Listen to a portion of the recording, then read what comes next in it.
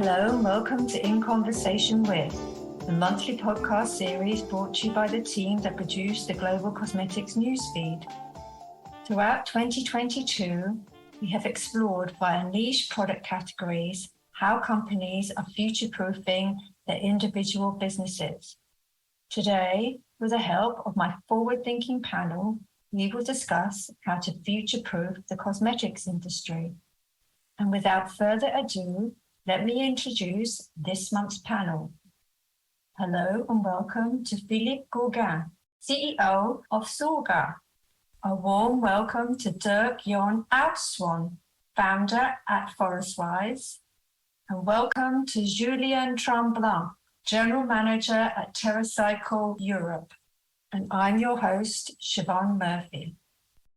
Philippe, let's start with you. What are the social drivers that are influencing Oudshoorn's future-proofing of the cosmetics industry? Hello, and very proud to be with you today. I would say that up to now, we had a consumer that was looking for efficiency, price, and inspirant model to follow with beauty products. Today, we have new generation who are aware of the situation of the planet. They are looking for brand commitments, various brand commitments. It can be environmental, it can be social, it can be many ways to tell the consumer, I'm engaged and I am aware of the planet where we all live, and I am caring about people. And this new generation is waiting for responsible cosmetics. They want to act for change, and it's something that we didn't have so much obvious in the demand. It's a really strong trend in the new launches that we can see, and it's something that will last. It's something that, according to me, it will be a key factor for the next generation to not only buy a cosmetic product according to the last advertising, but to take care of different brand commitments that are in stake. And talking brand commitments, Dirk-Jan, what are the key social drivers Forestwise have been tracking? Hello, Siobhan, and thank you very much for having us. Yes, at Forestwise, we believe that, or we see actually that our customers and consumers around the world are asking for a lot more than they used to do. So I agree with Philippe. For example, traceability of products. We get very often that question about where do our ingredients actually come from, and they're demanding also more transparency about, for example, how does the supply chain, what does it look like, and how much is paid to the farmers? Do they get a fair pay? Do they own the land where the products come from? But it's very broad. It's sustainability. All aspects of it that we see is definitely on the rise. And also, if you look around at a trade exhibition, for example, all brands are screaming sustainability. So it's not only about, like, for example, in food, that you want to know where the product that you eat, where it comes from. That's now also very, very much the case in cosmetics. It's not only about product efficacy anymore. And also not only about the product that you buy, the cosmetic product itself, but also how it's packaged. And at Forestwise, we are trying to meet these needs and offer the traceability of these products, knowing the collectors of those products, and using, for example, upcycled materials as well. And one other thing we'd like to mention is that we see that there's there's also a drive in creating measurable impact, so that what we are saying, what we are communicating, that we actually can measure that as well. Indeed. And talking packaging, Julien, what are the drivers Terracycle have been tracking? Thanks, Siobhan, for the question, and thanks for having me on the panel. I think I will echo what has been said by Dirk-Jan and Philippe, but I think what we've seen more than anything else over the last 10 years or so, because it's been about as long as we've operated in Europe, we've seen that green and sustainability issues have become a massive driver of purchase intent, I would say, since specifically I sit in the UK. And in the UK, you can really see that it started around 2017, 2018. And there was a key catalyst, which at the time was the Blue Planet documentary that was released on the BBC that really showcased the impact of plastics on the ocean for a short amount of time, but had reverberations that went really, really far-reaching. And I think more recently as well, we've seen consumers, citizens really be affected by how much waste was generated by certain things, like even the pandemic, right? We've gotten used to single-use plastic consumption throughout, whether that's testing, whether that's PPE, etc. So I think all of these have really emphasized how much people are wanting to look at reducing their impact on the environment. So certainly it's having a big impact. But the biggest thing that I've seen personally has been when I started at Terracycle in 2015, we had about 10 programs across Europe, fairly limited visibility. And ever since 2018, we've launched something like 150 programs to recycle, hard to recycle packaging products. And it's been led mostly by a huge increase in the number of people who've contacted us, who wanted to take part. And I would say that we've seen both a massive change in consumer habits by seeing how many people want to come to use our services for recycling hard to recycle packaging, but also a huge increase in the number of people who want to start going even a step further than collecting and recycling, but actually want to reuse packaging. And that's something we've seen through the launch of another platform that we've developed since 2017, which is called Loop, and allows for consumer citizens to buy products that they can then return the packaging of, and for that packaging to be cleaned and put back into production of new products. So the same container being used over and over again, basically, without the need for recycling, just cleaning. And what I would say is something like a 500% increase in the use of our services between 2018 and 2019, just to show how much impact I think the increased consumer awareness has had since 2018. And Philippe, what are the digital drivers currently Sorga are tracking that are assisting the future-proofing of the cosmetics industry? Definitely, I would say the digital passport product. Last year, there were a very interesting survey of the European Commission about greenwashing. And it shows that 42% of the brands are cheating with environmental claims. So now people would like to choose a good product to care about people, to care about the planet, for transparency, traceability. But who can we trust? Today, if you launch a new cosmetic product, you need to be bio, you need to be vegan, you need to be natural. And of course, if you don't want to miss any sales, you will write everything on your pack. Now the consumers need some evidence and some trust, some proof to know exactly which brand is engaged, and to be able to verify the different brand commitments. So with Sorga, we propose a digital passport product with evidence that we anchor in a low consumption blockchain, and evidence that anyone can check very easily.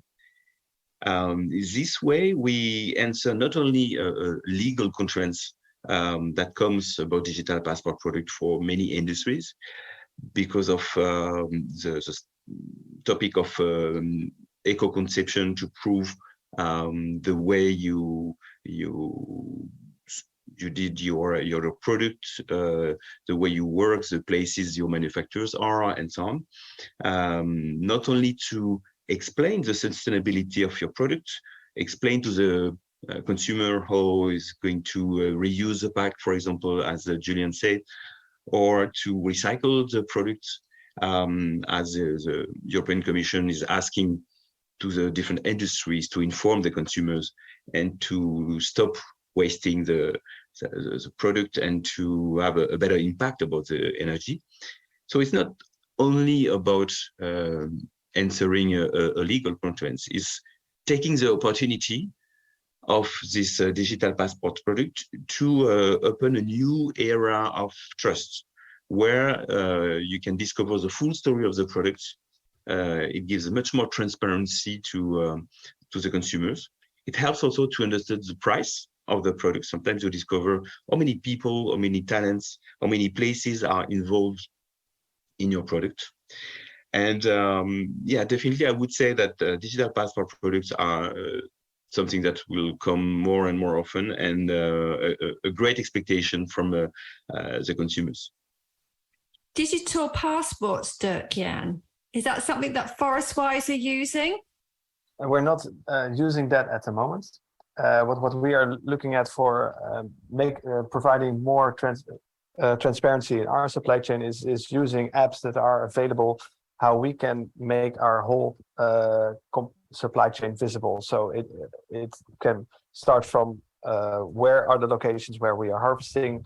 The collectors can input how much they harvest, which day they harvest. They can see what prices are being paid at which time. We can provide them with the training inside the app or harvesting tips.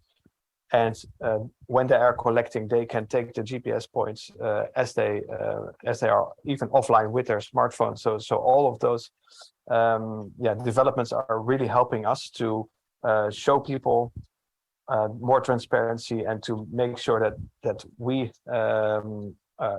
what we say is not greenwashing, and that we can prove that there's no deforestation taking place to make the products that we make. Indeed. And at Terracycle, Julien, what are the digital drivers your company are using? That's a really good question, and I would jump on this concept of traceability and transparency, which I think is the most important to people now. We do a number of things to ensure that obviously everybody is sure of what happens to the waste that is sent to us for recycling or they send to us for reuse. The main thing tends to be around the digital platform that we use has the ability to track every shipment that has been sent to us. We've decided since last year to start working with a waste management system, essentially called Eureka, which allows us to track every single shipment of waste that comes within our supply chain, whether that is a small box of waste or a huge truckload coming into us, is tracked all the way from the moment we receive it, all the way to the moment when it's actually transformed into a secondary raw material. And that allows us, when we make a processing run or a recycling run on any material that we have, we can link that back directly to the original parcel that was sent to us by an individual, by a store, by a charity, whoever ended up making the shipment. We know when their waste has been processed, which really enables quite a lot of traceability and transparency. And citizens who decide to recycle with us, or shops, whether that's a L'Occitane store or a Kiel store or whoever that currently works with us, when their waste has been received at our facilities, they have an alert onto our Terracycle website that says to them, your waste is now within our facilities and will be processed according to the modus operandi that we have with them. I also think it's important that we have all this digital tracking, as mentioned by Philippe, because we also want to go a step further when it comes to actually auditing the stuff that we do, and obviously making sure that we bring that transparency and traceability. Is that there's a lot of, as Philippe was mentioning, there's a lot of situations where there's a little uncertainty as to what happens exactly at the end of the supply chain. And for us, having that traceability all the way through has also enabled us to work with a company that you might know very well called Bureau Veritas, which is essentially an audit and certification body And we've created with them a new standard for the recycling industry, which is called the Recycle Claim Standard, which allows for the verification of the supply chain from the moment the waste gets collected from an individual or a store, as I mentioned, all the way to the moment when it's actually processed into a new raw material. And that allowed us to, through technology and through this digital tracking all the way through, has allowed us to gain that certification. Super interesting. And Philippe, what are the environmental drivers currently Surga are tracking impacting the future proofing of the cosmetics industry? Oh, there are many drivers. We are focused on engaged brands who will be the future of cosmetic because of their commitments. Let me tell you a little example of a brand called Clever Beauty. She's proposing a nail polish, and she's using the Surga passport of the products as a very elegant QR code in shape of a diamond. But if you take a woman in a store looking for a nail polish, she is looking for the color, of course, she wants, and then you have no secondary packaging. You just have a little bottle with a brand and a price, a color, a brand, and a price. And the same color, you may have it in 3, 4, or 5 different brands. So you will make your choice according to the price or the notoriety of the brand. Here, with this little QR code that you flash without any application to download, you discover that Clever Beauty is the only nail polish bottle on the shelf that can be recycled. They developed a very smart poussoir, we say in French. How do you say in English? The top of the bottle you press to get your product is very smart, and the women are using more products, and the consequence is that you have less chemical stuff at the bottom of the bottle, and you can put it in a recycle bin for glass, what you cannot do with other nail polish because you have this chemical material at the end. So it's something that will help, of course, in terms of environment, but also the brand is giving more product to the consumer. So it's anti-wasting system. So it's also economic, not only ecologic, but also economic. And when you flash the QR code and discover the different brand commitments, you discover that the top of the bottle is assembled by young people in situation of disabled people. So you can help these people by buying a Clever Beauty nail polish. You can help the planet by having a recyclable nail polish. And of course, it's I think a great example of these little things that will change the way we buy beauty in the future, with much more transparency, much more traceability, as Dirk-Jan and Julien explained. We are fully aligned with these very important values, and we help brands to bring this information and verifiable evidence to the consumer before buying the product, to be sure to do the right choice. So yet I would say that in terms of environmental drivers, it's about packaging, it's about formulation, it's about the way I care of all the life cycle of the product, about the planet and the people, not only the planet, but planet and the people.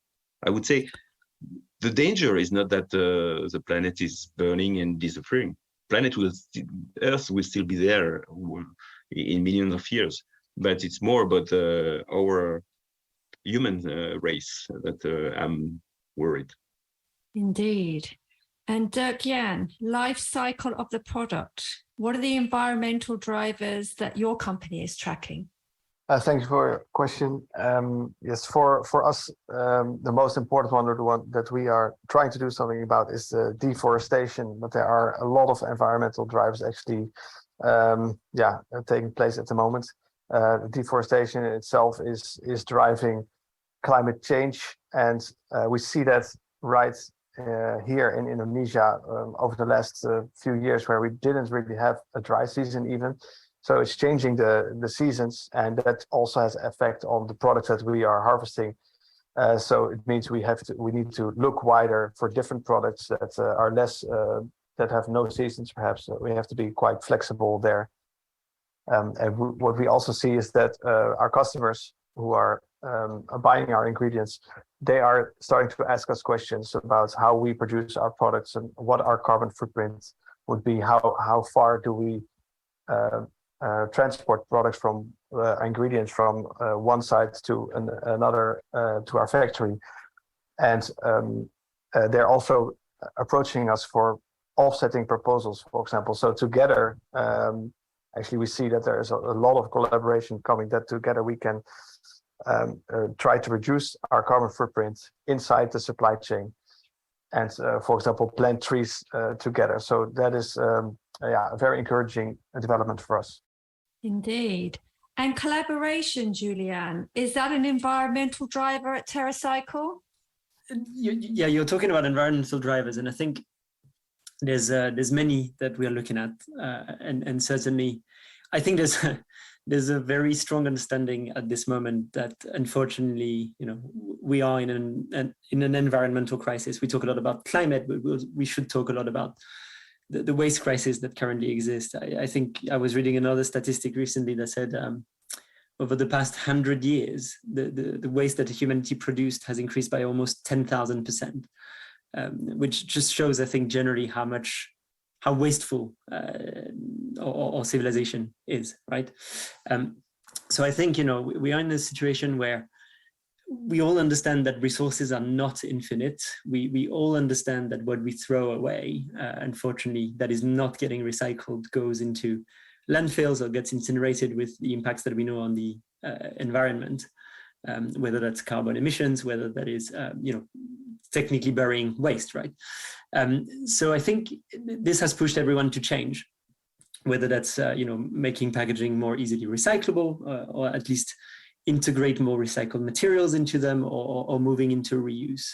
I think, it's clear that people want to be more mindful of what they purchase and the impact of what they purchase.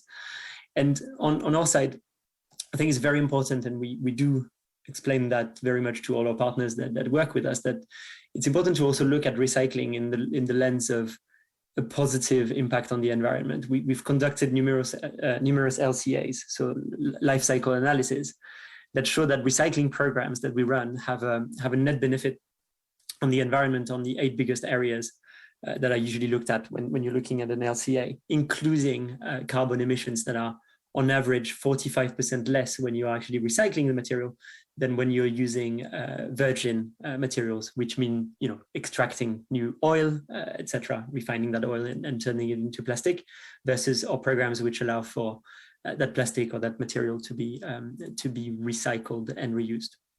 So I think on this one, that's really important.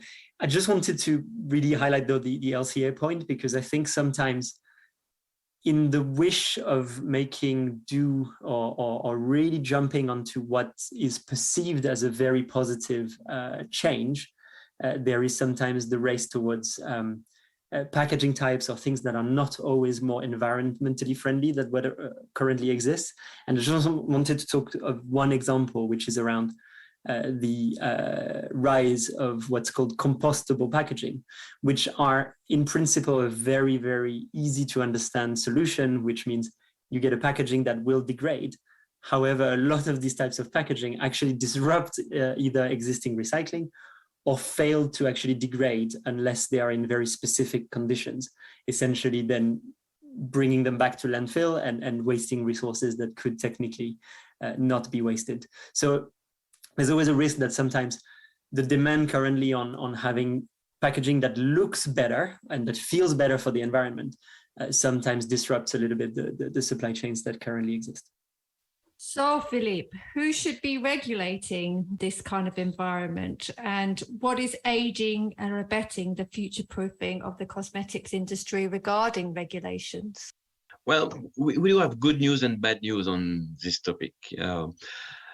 I think, of course, for the European market, the European Commission is a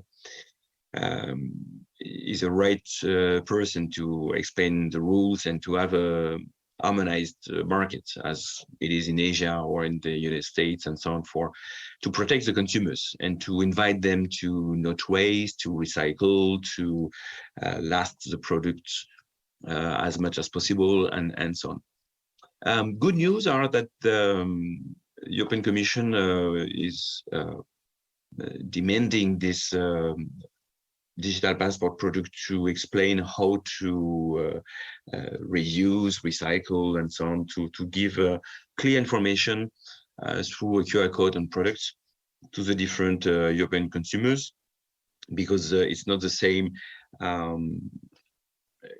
rules to recycle a product in France, in Germany, in Italy, or in the UK, for example. So thanks to this QR code that will appear on products, you will have a clear information in your language to recycle your product according to the process in your country.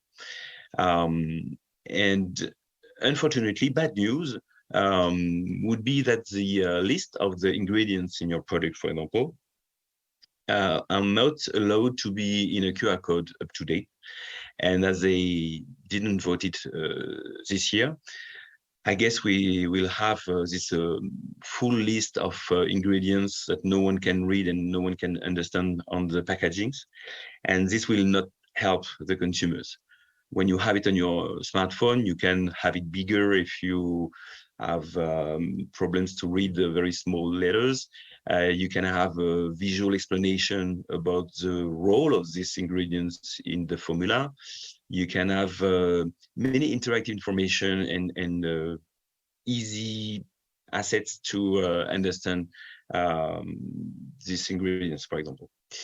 So as our civilization in Europe is getting old, and maybe you forget your glasses on your in your room before going to buy your cosmetic product, it will remain to be hard for the consumers to understand the list of these ingredients.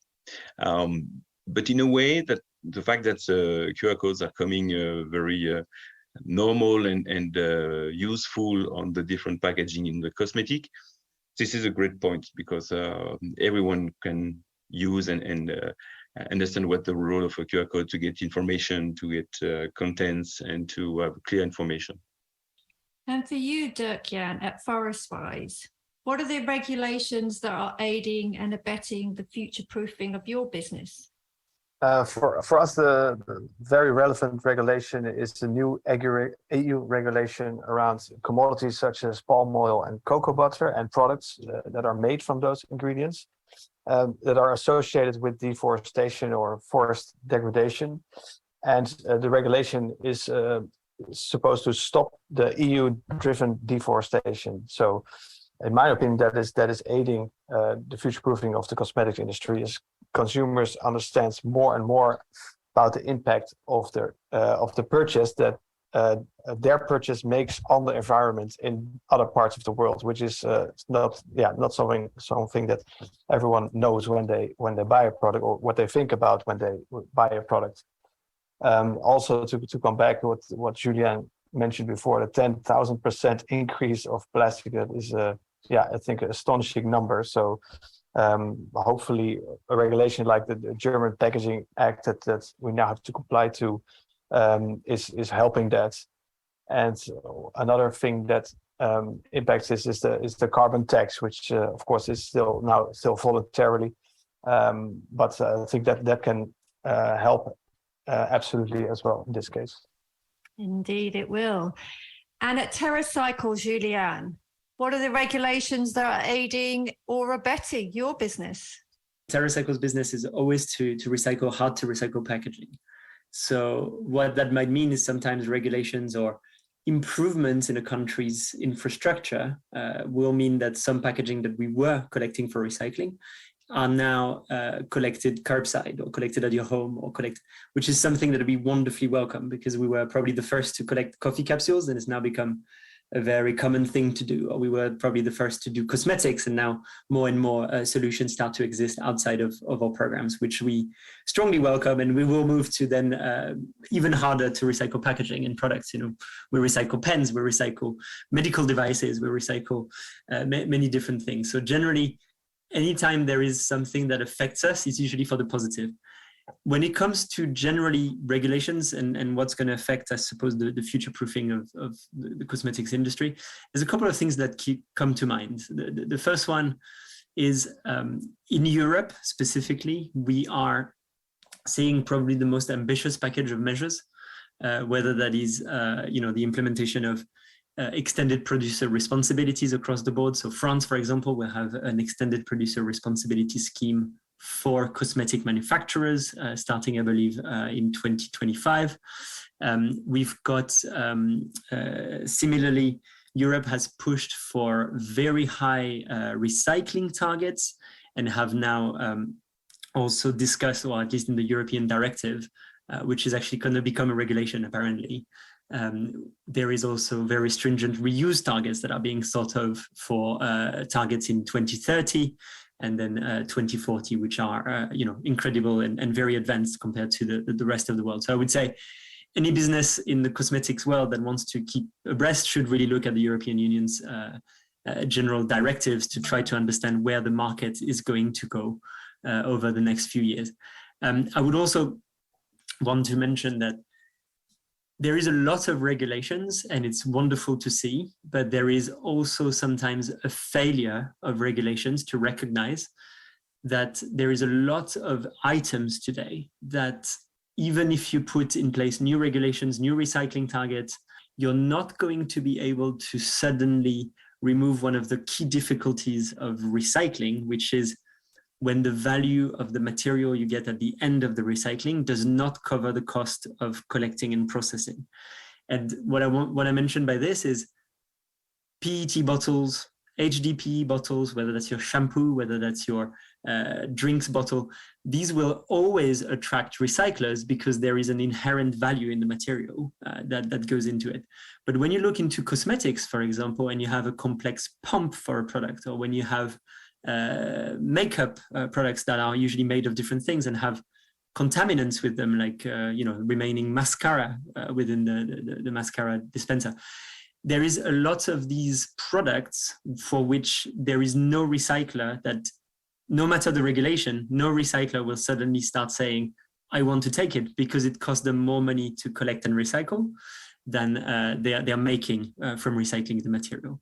And I think as we go through the next few years, it's really important to keep that in mind, that we need to think about the true cost of collecting and recycling what is considered hard to recycle materials. And the more we drive collection and recycling of easy to recycle materials, the more the emphasis will have to go on how do we make sure that we recycle the hard to recycle stuff. And that's really where we specialize, but there is a reason, is because very few companies are interested in even tackling this.